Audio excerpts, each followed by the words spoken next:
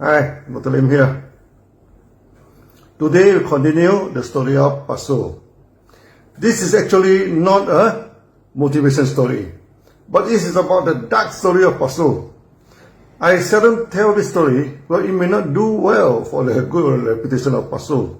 But over the years, I saw many MLM DXN leaders committing the same mistake again and again.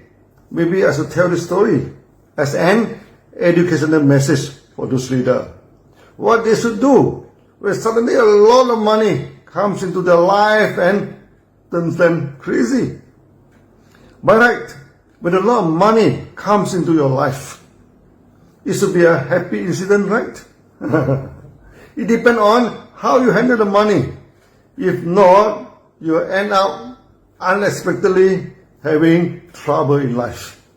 So today the story is how money can make you crazy. You're not prepared for it. Come back to Pasu. In the beginning, he was still serving in the government, doing odd jobs, getting about 250 ringgit per month. That times 1 USD could trade for 2.5 ringgit. So about $100 a day. This is not enough for the expenses of the family, so his wife roasted some coffee and he tried to sell it. Eventually failed and the van was taken by the bank. In the first month joining DXN, his bonus is 37 ringgit. His wife made a lot of noise because he started to make telephone calls to ask people to join DXN. The telephone bill was more than 100 ringgit.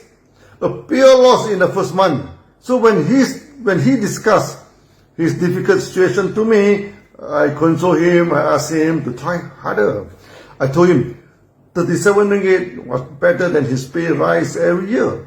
Indeed, even at a raw salary of 250 ringgit, he did not enjoy any pay rise and it has reached the maximum of his pay scale.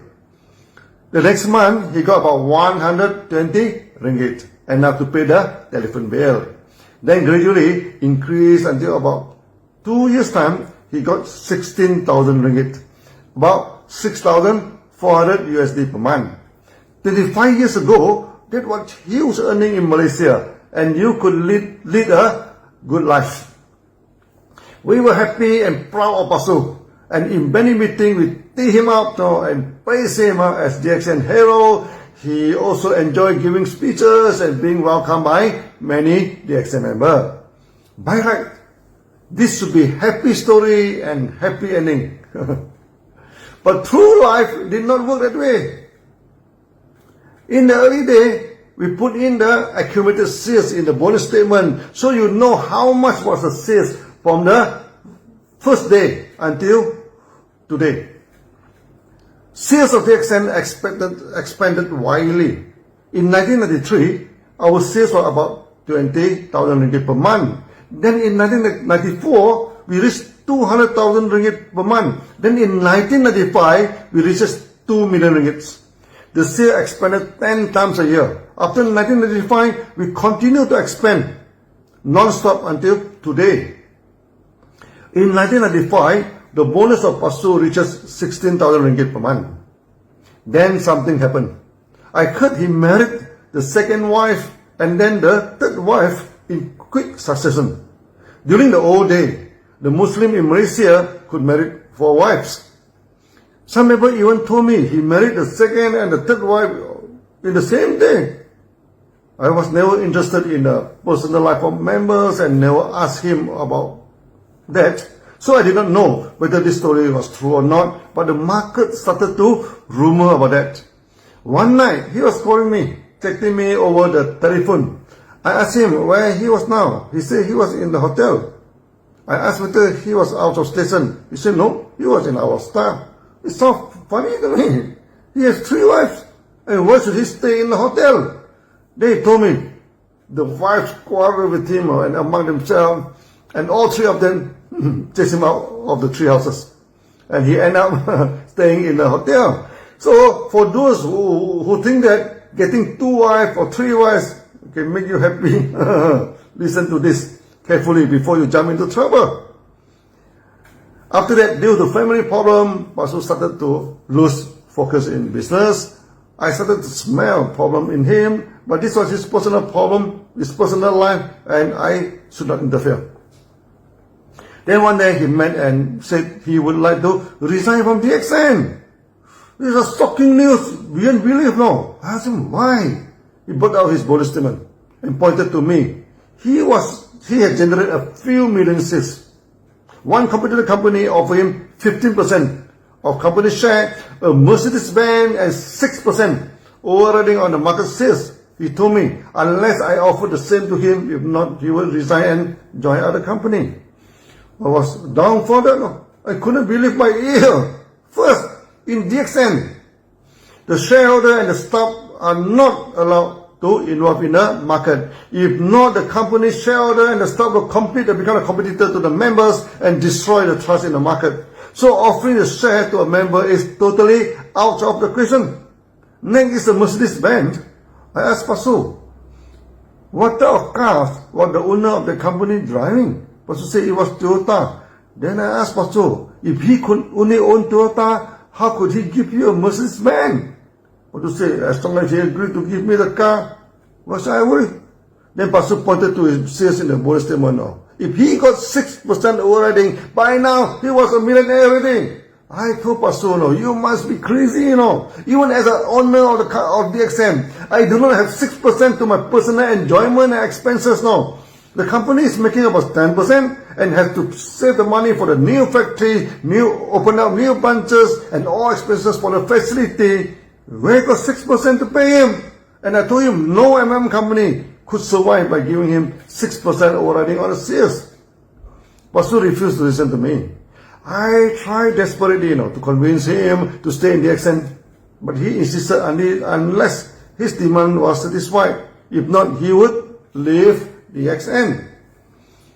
Suddenly, I realized after months of teeing him up, many competitors started to headhunt him and offer heaven and earth to him. My negotiation with him failed and he left DXN. His liver sends shockwave in the market, and rumors started to circulate that DXN going bankrupt and collapse soon. But be fair to Pasu, this rumor was not spread by him, but by the competitor company that headhunted him. Before Pasu left DXN, I advised him not to speak badly about the company. If not, there's no way he could come back to DXN. We have a strict rule that if any member was terminated or resigned due to joining a competitor company, we shall not register him back unless he joins as a fresh member and starts anew. The competitor took this opportunity, and spread rumors that they were the supplier of DXN. Now they stopped the supply, and DXN was at the edge of collapse. They welcome the DXN member to join them and offer a lot of status. If you are SA, then they offer you Ruby. If you are Ruby, then you become Diamond, and etc. and etc. So for the first time, I was facing such a immoral competition, Then we studied the competitor closely. We found that they do not have a farm and a factory, just some trading company, which is talking very big. So DXN launched a counter-attack and openly asked, where is the farm and factory work? If the company can offer you a position, then they can offer your downline the position too. And how are you going to get good income? Everybody would flock to the company to ask for a position, and very few would focus on the effort on the market. Those working hard to own a position will feel cheated, and many idiots sitting at home also getting good position. So why should they work hard for that? So a company like this will surely collapse. After about 4 months' time, Pastor come back to see me and asking me to reinstate him back in DXN. The company, after saw him terminated by DXN, suddenly demanded a few million shares before they could let him claim the 6% and only pay the down payment of the car unless he generate the multi-million shares. He has to pay the installment. Suddenly, Pasu lost all the bonus and income in the company. When member knew that he wanted to come back to DXN, they strongly, protest against it. and asked me not to take him back. I said, his leaving has created such a negative impact in the company and in the market. I told Pastor, DXN would not take him back. He came back many times to me, finally tears in his eyes and begged me, I was in great dilemma. If I accepted him back, then there would be no discipline in the market. Any leader may simply leave and join a competitor company. After that, things turn sour, then come back again. They can destroy the company. On top of that, many DXN members make it clear they would not accept him back. In less than a year, the competitor company collapsed and went bankrupt under the competition from DXN. This was the irony part. They keep on predicting DXN would collapse and bankrupt, yet eventually they are the one who fail and bankrupt. Pastor was in big trouble, totally lacking any income. He begged me and always tears in his hand, in his eyes. Eventually I accepted him back. As emotionally I'm attached to him, because Pastor was the first active member who brought up DXN. I set a condition that he has to lie low and keep quiet, so that no member would attack him. Pastor was the only DXN member that we registered back. After that, whoever left DXN or terminated, we never reinstated them back unless they joined as a fresh member. By now, you must have realized why I never mentioned the name of Pastor and never tee him up in public. It was due to this unhappy incident. Pastor was not the only case where DXN member, after got good bonuses, then they were lured and cheated by the competitor, jumped the ship and end up with big failure. We have one member in Indonesia making about $6,000 a month like Pastor, when a competitor offered him a luxurious car, jumping fee, and guaranteed income, overriding the market shares, and even offer shares in the company. He also came to see and to bid goodbye. I told him the story of Pastor. Yet he refused to accept my advice. Eventually, the competitor company also went bankrupt, and he was in bad shape. We never received him back. And he attacked DXN after he left. Pastor at least never attacked DXN. Later, we had similar experiences in Philippines, India, Mexico, and various parts of the world. Many of them were easily conned by the sweet words and the rosy promises by the competitors. I remember well in one speech by our Crown Ambassador, Budiman Salim, for those who simply jump ship, the future will be the past. They simply face a bad situation in the future, fail, and live back by the past. We welcome competition in a healthy way because it can sharpen and enhance our services and competitiveness. But we condemn those competitors who use dirty techniques to spread false rumors and make empty promises to our leaders. Nowadays, we give a lot of training to leaders, want their income become better. In DXN, the main problem is not having enough money.